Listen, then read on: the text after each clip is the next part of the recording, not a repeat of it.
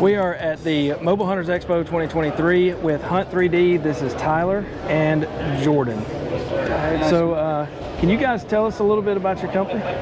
Yeah, so Jordan and I both come from a GE Additive background, which is 3D printing, and we focus more on titaniums, cobalt chrome, just a lot of innovating technology. I'll show you guys real quick just some of the stuff that we printed while we were there. Just kind of shows off a little bit of the capabilities, yeah, and just how far it's come. Both kind of went our ways from GE Additive and put our heads together, and we actually, Jordan and I launched a company that Jordan leads. It's called Hunt3D. That focuses on the motocross world, dirt biking, off-road, side-by-side, you name it, just making parts for that. Nice. And you know, I was kind of not far behind with Hunt3D, and we kind of just went all in on it. We started out with a few small items like our trail cam mounts, our gear accessory hanger, some skull mount holders over there, and then our primary focus for this year was getting a camera arm out there. You know, it took us a while. We probably switched 5 or 6 different materials, probably 11 or 12 different designs. We came to this, and you know, I think this is where we want to be. We like it. It's cost friendly for your phone, for your GoPro, for your small handy cam, stuff like that. I mean, I think it's the ticket. Coming off the tree, you have 21 inches of reach. Also with the capability to take arm 2 off and just mount it straight from arm 1 to arm 3, kind of for you saddle hunters that like to keep it closer to the tree. You got 15 inches of reach there. We spoke with Eastern Woods this morning, and we are going to team up with them, and we're going to run the OCB straps, the buckle straps on this arm. It was kind of like one of those things. As soon as we put it on it, we knew that was the strap for us. So yeah. We print our own thumb screws for your tensioning of each arm. You have a thumb screw that's 3D printed with an insert in it. You have it on arm 1, 2, and 3 where it meets the base. We're also offering a different style. Some guys kind of wondering how this would work with gloves on and when your hands are cold, right. You know, and we kind of just answered that question right here at the show. So we had an idea come up at the show here a little bit ago, and actually just designed it on the spot and just printed it out here at the show. So we're going to switch to more of like a wing nut style. That way, gloves on, gloves off, hands cold. It's pretty straightforward there. So it's pretty cool to have one of the printers in house with us. We can kind of get your guys' feedback and adjust on the fly. One thing I like to do when I'm in the tree is, I know this is a trail cam mount, but I think I might have told you earlier, Rob, but I like to throw this on my accessory belt as well and throw a GoPro on it and use that as a second angle while I'm in the tree. You know, just, and that has adjustable cam. Yep. So if this for the trail camera wise, you want to put it where you want it. You got a wing nut there, you lock it down, and you're there. Same with if you had a GoPro or a phone. You know what I mean?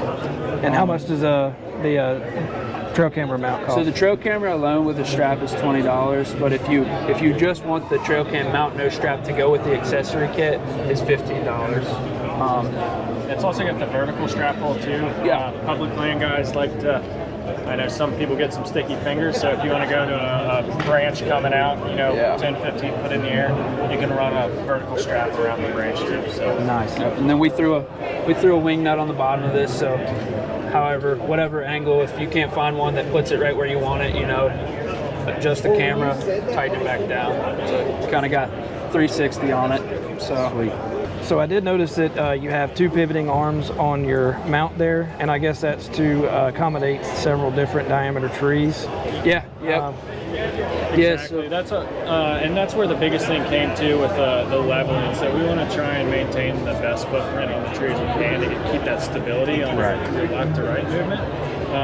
So with the wedge that's going to come with it, it'll actually be the width of the base here and can go all the way up the same height. So we'll still maintain that footprint on the tree to keep that stability as you're moving your arm. So a lot of feedback we were getting on our camera arm was, how do you level it at the tree? We have a wedge that there will be a lanyard on this knob right here that comes to this knob right here. If you're on a tree that's leaning forward, you can put the wedge on on the bottom. If you're on a tree that's leaning back, you put the wedge on the top. And then if you're not using the wedge at all, you can just let it hang off the lanyard. And that's how we are leveling the arm at the tree. The whole arm itself is carbon fiber infused material. So with that, it's super strong. We've had a little going thing today. If you can break, one of our arms, you can have a hat. You can't use your leg though. So the material's super strong, super light. I think we're 1.1 pound 2 ounces without the fluid head, and we're probably right at 2 with that place. When we switched over to carbon on the Rev 3D, people had some questions about how strong the carbon was, and I'll have to find it, but Jordan's got a video of him and his 3500 dually running over one of his parts that we made a couple different times and then pulling it out, and you can't even tell. So at this point, you really don't even have a capacity rating.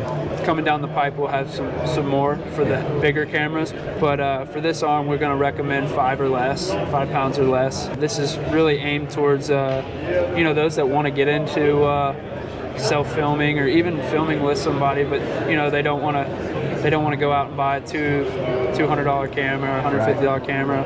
That way, save you some money on a fluid head, save you some money on this, and I'd like to think that we're probably some of the best affordable-wise, price-wise on the market. Yeah. So $85 is what the 3-arm comes with, without a fluid head or without a phone holder. And then we have an option for 2 arms for $75. And then we have an option with the newer fluid head, that's the company, and then the newer phone mount. So on Amazon, this fluid head's $45. We throw it in for $35, and then this is $20. We throw it in for $10. So with this whole arm as you see it, in green or black, as it sits, is $120. So right now we're accepting pre-sale orders, which we're going to start cranking through and shipping out probably by the end of next week.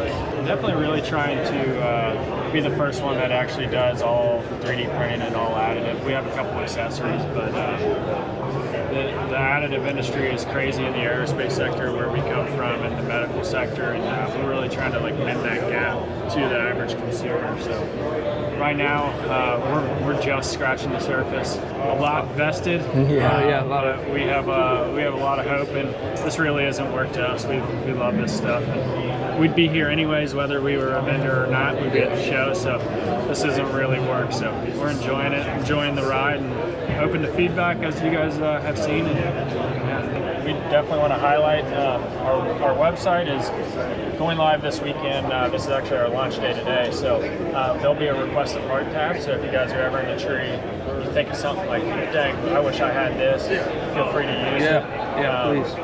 I do all the design work. We're printing in-house, so even if it's a one-off thing for something custom, we like to help however we can, and typically we can turn stuff around pretty quick. So that's if you guys ever have any ideas, please reach out. That's pretty cool. Just hunters helping hunters. You know what I mean? Yeah, that's all it is. Nobody knows what we need better, right? Right. Exactly. So how can we find you? So Hunt3D.com is our website. You can go there.